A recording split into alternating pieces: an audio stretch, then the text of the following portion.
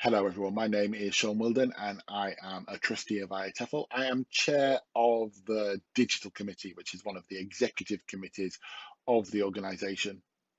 So I've been the chair of Digital Committee for getting over 3 years now, and previously before that I was one of the volunteers on that committee. I've been actually volunteering for IATEFL for probably over a decade now. I think it was the second conference I ever went to. I went to the open forum of the Learning Technologies Special Interest Group, and it's kind of opened my eyes to realizing that people could volunteer for things in IATEFL. So I volunteered to be part of that committee way back then. And over the years, I've took a number of posts on the committee. I think I started as treasurer, and then I moved into events coordinator before becoming the joint coordinator of that special interest group. I think that's one of the things about IATEFL. If you want to volunteer some of the time and give some of your time to it, there are lots of opportunities you can do. And I certainly found it for myself kind of almost like a form of professional development as I've got involved and learned things. Certainly, as a trustee of the organization, I've learned far more about running a business than I ever did as a language teacher and academic manager.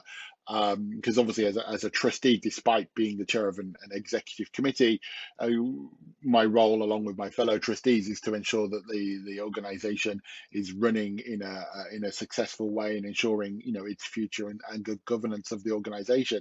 So there is a lot to learn and take on board with it. But as I say, I've always seen that as kind of part of my own professional development. So I became chair of the digital committee as again on for 3 years ago now.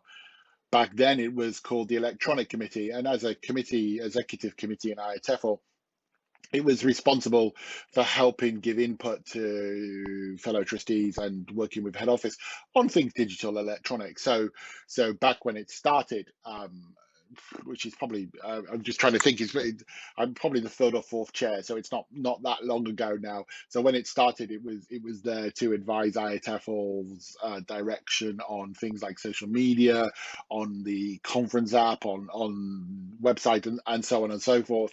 But obviously, I think as these things have become more normalised, the role of electronic committee, digital committee, has changed. And one of the things we did was change its name from electronic committee to digital committee because I think that better reflects what we do within the organisation.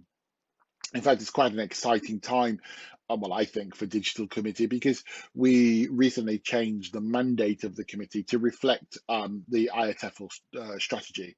As those of you who know things about IATEFL will know that for the last few years, IATEFL has had in place a strategy document and a strategic plan to move itself forward. Part of which was a relaunching of the website, a new website, which was a substantial project that we completed last year.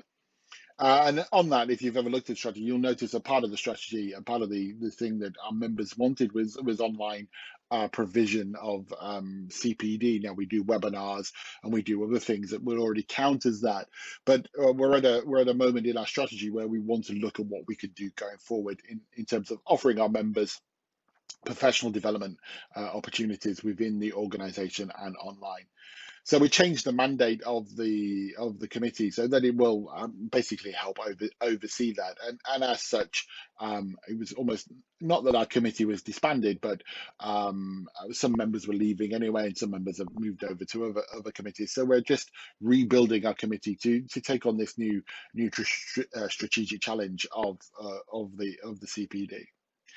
Aside from that, then obviously our mandate is to provide input and help to the different bits of IATEFL that need it. So advising special interest groups on helping them with their webinars and their online events. The same goes for the membership committee who run our excellent webinar series every month. So advising them, helping them, giving them training, those kind of things fall within the mandate of IATEFL.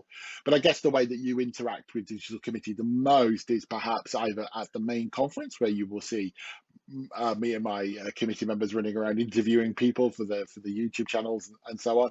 And also in the provision of the online conference, which takes place every autumn. So anyway, that's a little bit about me and about what I do in IATEFL and what my committee does. I hope you found it useful. And of course, if you've got any questions, use my email address, which you can find on the website, and feel free to comment, question. Thanks a lot for listening.